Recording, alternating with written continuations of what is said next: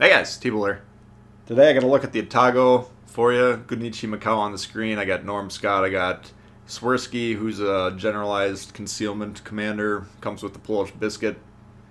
And so that makes this concealment build. Norm Scott I got on there for the accuracy. He's the more expendable of the two for my build. Might put Lemon on there at some point. We'll see. A lot of questions or comments online about Tier 7 cruisers, survivability, so on and so forth. People having trouble playing them. I'm trying to highlight a lot of high-level cruiser play for you, and hopefully give you guys some tips to make that class more enjoyable. It will help out the ecosystem, and I think the Tier 7 cruisers are really strong. I think the potential to carry in them is quite high once you master the skills that you need for them. So this game I picked for a couple reasons. Number one, it's a 4K XP game, which are always pretty good. That means you're getting XP for doing things that help your team win the game. So I'd rather get a high XP game than a high damage game personally, but if you can put them together, it's always good. Second though, this one kind of highlights the feel for how a lot of cruiser games should be. Kind of staying alive early on, but dealing damage. Not sitting in the back, sucking our thumbs. We're in position to be dealing damage. But the first half, if you have these really mobile cruisers like Japanese cruisers, very good speed on here, pretty good maneuverability in terms of the turn and so on and so forth. Those type of cruisers, you can kind of play in this open water, dodging shots, kiting away from people, which means sailing away from them. Makes it harder to hit, so on and so forth. But that type of play, if you have the ship for it, that's a good way to start the game, especially on a map like this, where if you look at the bottom half of the map, there's not a lot of obstacles that we can hit, but we're going to be in range of targets by kind of playing at this range. So we're going to try and stay right at the max range here for the early part of the game. Continue to deal damage. We want to keep doing our part here. Sitting in the back doing nothing is going to put your team at a disadvantage. You're essentially not in the game when you're not in position to shoot people or affect the game in other ways that are positive for your team. So that's a good thing, a good thing to work on when it comes to positioning. If you're looking around and you notice I haven't shot anything for 30 seconds, for a minute, 2 minutes, you need to have the thought process, okay, this is not a good position, this is probably not where I need to be. Not 100% of the time, but usually, barring some sort of kind of unique circumstance, I would analyze the situation and say to yourself, okay, we're out of position, how do we improve that? But here you can see we're going to sail around, start fires.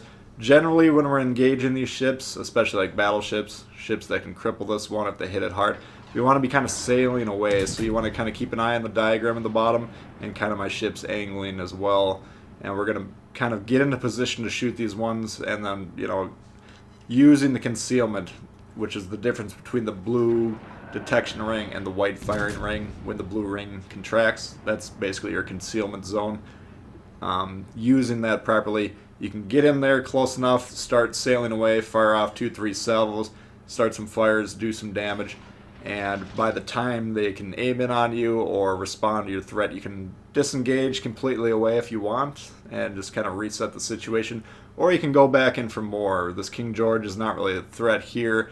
We are getting spotted on and off intermittently by this destroyer that deployed the cloud over there, so we are keeping an eye on that detection ring. My goal necessarily isn't to push forward and find the destroyer at this point, but being aware of roughly where he is will help us, keep an eye on the situation and react accordingly. Now, by keeping these ships at max range, we're doing a few things, and you can see that icon indicating we have people targeting us, but we're launching shots at such a distance that we can keep an eye on shots coming towards us and attempt to dodge them. You can see on the diagram we're turning away from that incoming salvo from the Baltimore. Looks like it's going towards the target behind us, that salvo, but we were reacting to the shot as though it's coming towards us. So dodge ability goes way up the longer the distance is at, and if you're keeping an eye on the target that you suspect is targeting you, and you can track those shots visually, that'll help you dodge them. And then by maintaining that distance, we're also presenting opportunities for the meat shields on our team to kind of tank some damage early on. There's going to be people on the team that are going to push forward a little bit. These cruisers, if you're finding yourself getting deleted pretty early on, you're probably pushing forward too quickly. You're probably presenting yourself as the juiciest target, Usually, you know, a good chunk of the players, it goes down the higher the tier, but it's still a good chunk of the players. They're always going to be targeting the ship that's closest to them. Either they don't trust their aim, their vision, their prescription might be out of date, they can't see very well at long distance, or whatever the case. Doesn't matter why, that's just the nature of the players in this game. So if you know the tendencies, you can play on those tendencies and capitalize. Anyway, if you notice, we just took some damage. You know, it took a while, but it was about 35k damage that we did before we took an incoming fire. And that was because of our positioning, dodging the shots, and keeping an eye on the situation. Kind of playing conservative, but still being in a position to be effective. Ooh, that's a juicy AP salvo right there, but unfortunately we had the HE loaded. But we're still able to get pretty dang good damage in that Baltimore. These HE shells with the Atago, with the Megami, extremely effective. 5k, 6k, 7k damage salvos, just the shells exploding on the ship, not counting fire damage. Those are not uncommon whatsoever. Here we got AP coming in, and again we're angling away, and you see it hits on the side, but because of that steep angle, what did we take? 1,000 damage, 2,000 damage against that extremely dangerous Baltimore AP, high damage, great penetration, and great penetration angles. But you see that really steep angle that we presented them there. We had basically bounced those shells, so that's what you kind of got to do. You gotta, if you're taking damage, you gotta steepen that angle. Keep an eye on the diagram at the bottom of the screen until you develop the feel for it, and you gotta be. You don't want to be exactly vertically pointed at them because that will allow them to hit your nose a little bit easier and potentially overpen you. But if you're presenting a 10-degree angle, one side or the other, that's out of bounds territory, and they're going to have a hard time outside of battleships really doing a lot of damage for you. But destroyers, cruisers shooting AP, that's where you're going to be bouncing those shells. Here we're attempting to... Oops, looks like I kind of missed those torps there. I must have been looking off toward the right side of the screen or whatever. But the torps were visible a little bit early. Unfortunately, I guess I didn't notice them until it was too late. So we're trying to just hit one there. That was the goal at that point. Once we knew we were probably going to take them. Maybe I could have dodged them, but I don't think I could have. So that's what I was trying to do, get kind of vertically on top of where they were going and then turn sharp and then maybe just take one. Took two. Big chunk of damage, no doubt. Bit of a problem, but it is what it is. Because we played quote-unquote conservatively or smartly, would be the better way to put it, early on. We had plenty of HP to trade for that. Would have liked to kill that destroyer there. That's the main goal right now. We are the cruiser alive, and if we can kill that destroyer, that's a job well done. But King George coming around. I'm launching torps there. That front torp launcher got knocked out. That torp play didn't need to be done. We could have just shot the guy one more time with the guns. It would have been fine. I think maybe I was trying to throw torps down just in case the Fletcher came forward like he is now. But either way, I would have just... I always see players trying to torp ships, especially like destroyers. Just shoot the guns, especially if they're really low health like that. You're going to do damage with the guns. You're going to kill them faster. You're going to kill them before they can torp you, so on and so forth. Fletcher, we're expecting him to continue around, but now as we're coming around this island, we can see he probably did a hard turn to his right, our left, which is a very good move. When you're disengaging around an island and you have a ship that's maneuverable enough to flip around and go the opposite direction, very solid play. Unfortunately for him, he just didn't have his torps turn towards us the side. We're going to slam on the brakes and turn into it just in case he had some torps coming in. And there they were. And God, those things. The American torps, great concealment, low speed, but they're very hard to dodge. I mean, they show up on your screen and 2 seconds later they're up your tailpipe. So very hard to dodge those torps. Not a lot of reaction time. That's kind of the main strength of those American torps. But pretty well played sequence there. You know, because we slammed on the brakes, turned in him, we dodged those torps, but he did a very good job, you know, again, changing the direction of the ship and then attempting to torp us close range. Unfortunately, we just kind of understood what he was trying to do due to our experience and anticipation of the best play. Once he didn't appear going wide, you know, which would have been the more common play. Iowa here, we are using that concealment band again against we're comparing the white circle and the blue circle on the map. He's in between them, that means we can fire, and I'm primarily waiting for him to shoot as he just did there, and you see that once he did, we went ahead and fired. Now we're trying to stop and use this island to keep it behind us. Probably could have started to stop a little bit sooner.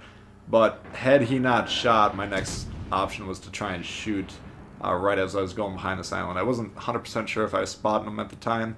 If I was, we could have gotten one free shot as he disappeared from our screen as that island began to block the line of sight. But regardless, we're able to get some shots there. Little too close to that island. These, the trajectories on these cruisers, the Japanese cruisers, are pretty, they're not that floaty, so you kind of got to put a little bit more distance. Once we get this ship here, the destroyer to our right, spotting this, then we're going to try and put some distance between that island and us again. We're still trying to use it for cover. We're still trying to fire at him, start some fires on him, and hopefully do that while remaining undetected and getting those free exchanges. Testing up there, I'm looking for that white triangle when it disappeared, and it was a little bit disheartening to see. We had to go up quite a bit, almost double the height of that ship before it went away. But that's just testing how high we had to raise the elevation of the guns before we could clear that island there. That salvo we got off, though, I think we got a double fire if I saw, and then this guy's got torp volley into him. He's going to hit those, so this guy's going to be, his damage con's burned. He's got 2 fires and at least 1 flood, possibly 2. That's a death sentence for him, so I don't really need to be paying it. I'm actually paying a little too much attention to him there. But now we got to figure out what this Mayoko's doing. I've been signaling to the guy, get on A. That's to stop the bleeding, because the score was getting close enough to where they potentially could have won on points. But I think we had a 50-point swing by stopping the accrual of points on objective A, and then we actually flipped it, so now we're going to be gaining positive points. But killing the battleship, that's a 100-point swing, so if my math and my memory is correct, I think that's 150 points that we shaved off of what they've had. So they're not nearly as close to winning there. I'm a little lackadaisical here. I would just pull forward and get on this cap, prevent them from getting those points. Again, I don't think we're going to win on the score, but if he kills that ship on my team, that's going to jump the points up again. We're trying to kill this guy to win the game, but we don't want their points to reach 1,000 and end the game early. So little lackadaisical there. I was utilizing that torp indicator to see which way he's going. I would like to catch him coming around the island, blast him with a close range AP salvo and sink his ass back down to the depths of the sea. But nevertheless, now that we're on here, we might as well capture it. Finally, coming around here, well, he does get a torp salvo off, which don't know if, I can't remember if I was necessarily expecting that or not. We're turning hard into it, though, trying to get those to go behind the ship, and we do manage to get that. We essentially we're turning to the right, or to our left, to add distance from that rear, which is where they were going to hit. So by turning left, we're increasing the distance those torps had to do to hit the back of the ship, basically. So I should think about it. Mayoko here, I can tell what he's trying to do. He's trying to torp me. So we're going to... I'm trying to see if he fully commits. That thing, I can't remember what the angles are on the Mayoko, but I don't think they're... It's a fairly horizontal surface they have to present, in other words. So I don't think he launched that first salvo. I think he's flipping around. Either he's on the reload or whatever. But we have both had the same idea. We're trying to torp. I put one at him here, and then we're going to try and get one into the broadside. He's kind of pinned down, though, because we shot those right up the gut and didn't have a lot of room to maneuver there. So anyway, that's a look at the Atago, one of the best cruisers in the game. Hopefully most of you guys got it in the last campaign. If you like this video, please hit the thumbs up. New to the channel, consider subscribing. A lot of World of Warships coming all the time. Questions, comments, leave them below. I do love to hear from you guys, and we'll see y'all later. All right, peace.